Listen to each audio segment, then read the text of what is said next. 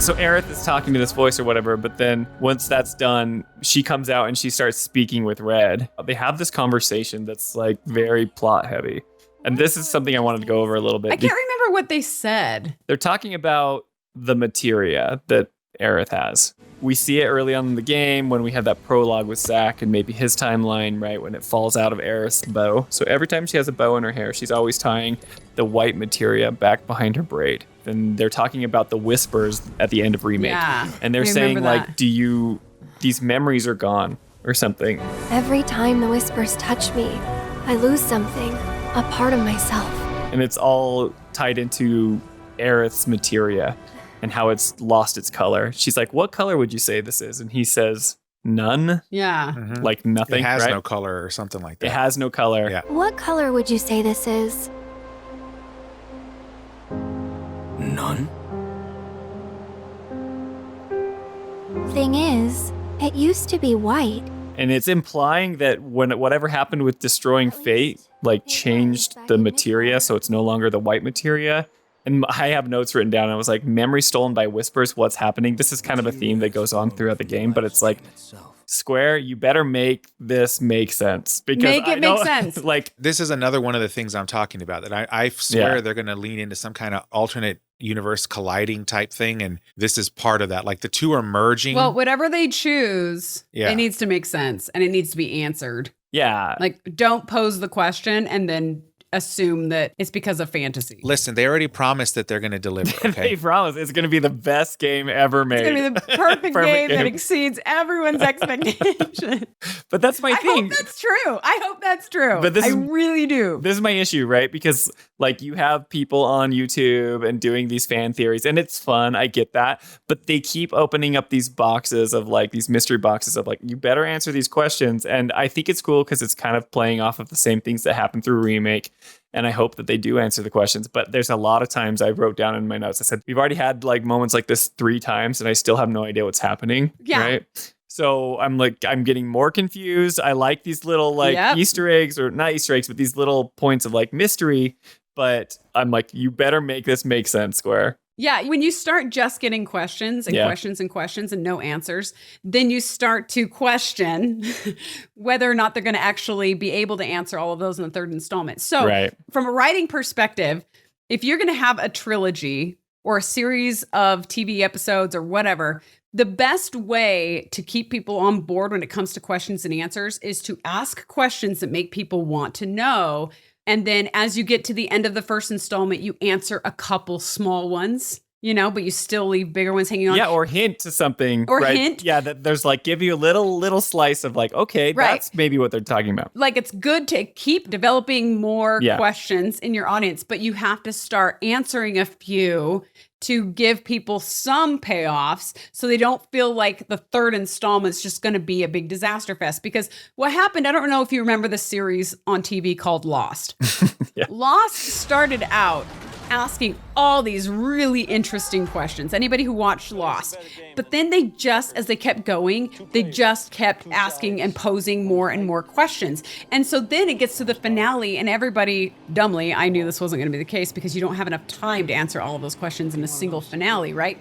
But a lot of people were like, oh, we're going to get the answers to our questions. And then they had the episode and answered no questions. And everybody was so mad. And I feel like oftentimes Final Fantasy is at risk of falling into that. Not just 7, the remake series, but like Final Fantasies in general, where they just keep posing questions. And then at the end, they don't put a bow on it. And they don't answer any really along the way. Now, 7 Original did answer some along the way, which I liked. But they still left a lot of unanswered questions, even at the end of 7 Original. Like, if you want to dive into, like, all the extra lore books and stuff, you can get the answers, but... Just watch Advent Children. You're fine. Oh, my gosh. That movie sucked. It's apparent to me that a lot of people never watched the X-Files.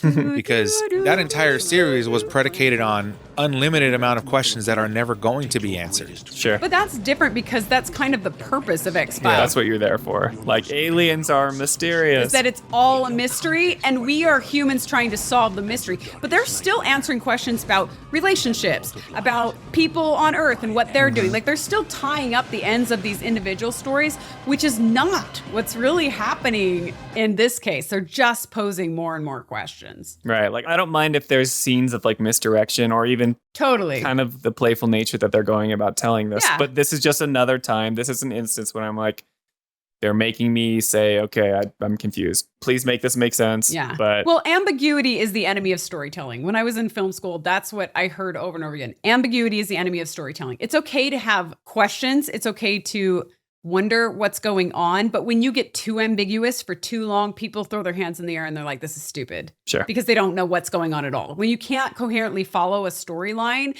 which I would actually say the end of this second installment kind of goes in that direction where I was like, I don't know what's happening. I'm super confused.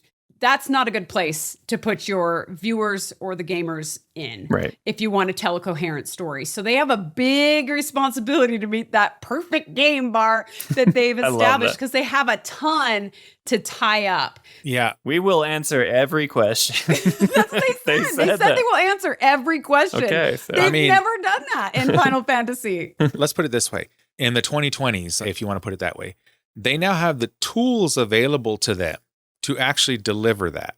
No. They had the tools. A pen and a paper is the tools to answer all those questions. Yeah, it's just pen and paper. That's the thing. It has nothing to do with production cost. It's everything to do with the writers and the correct story coming together. And that's so cheap and so easy. And if they can't ace that, then they shouldn't go into production. I think they have the ability to do it now. But did they not have it then?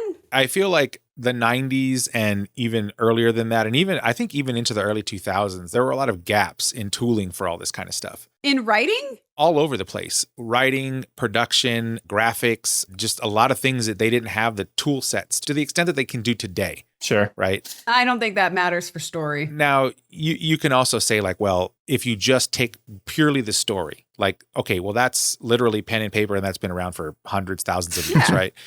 But I think there's more to it than just that. There's a lot of work involved in taking what's on a pen and paper and putting it into a media format. Yeah. A ton of work between those two, right? And let alone an interactive media format. Yes, there is a lot of work there. Right. And I think the tool sets now are significantly more robust than what they had 20 years ago. As a filmmaker, right? If you're a game developer, I assume it's the same. Don't write story elements you cannot afford to answer. Right. So like most of my life, I was a low budget filmmaker because I didn't have huge investors and, executive producers. And so I would never write questions that could only be answered in big budget ways. Right? You just write a script that falls within the reality of the scope of the project. So you weren't Michael Bay. Yeah, well, Michael Bay has those investors, and he should not because he is not a good storyteller. But explosion. I attended a dinner in Hollywood with him where they gave him an award, and the only adjective they could use when they introduced him and his work before he came up to get their award was exciting. His work is exciting. They couldn't say it was good. They couldn't say it was cinematography masterpieces. That's funny. Anyway, we're so much better than him. No, right? I'm so much better than Michael Bay.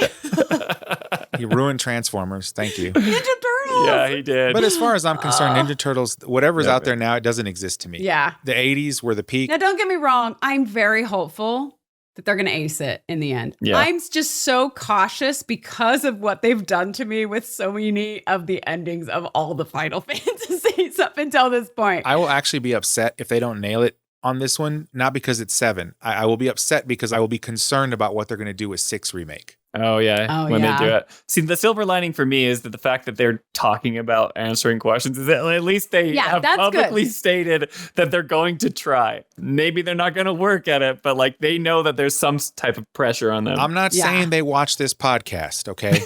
But there have been a lot of questions. Yeah. But they're acknowledging that people have questions. Yeah, that's which good. is something that we don't always see because we never see these games broken up in threes like this, right? So they just start and end and assume that we're going to get it, and we don't, and then we're confused. But here they're actually getting audience feedback. In 14, they actually made a song called Questions. Which song was that? And it's all about questions. So, all right. So I don't know about that one. What? You didn't know that? And now Jolie herself has a question about the question. Which song is that? I was like, wait a minute. I was like, aren't you two playing 14 all the time? I love 14. I don't know the names of the songs. Oh, no. Sorry. The song is actually named, I think it's named Answers, not Questions. Oh. Our souls have been torn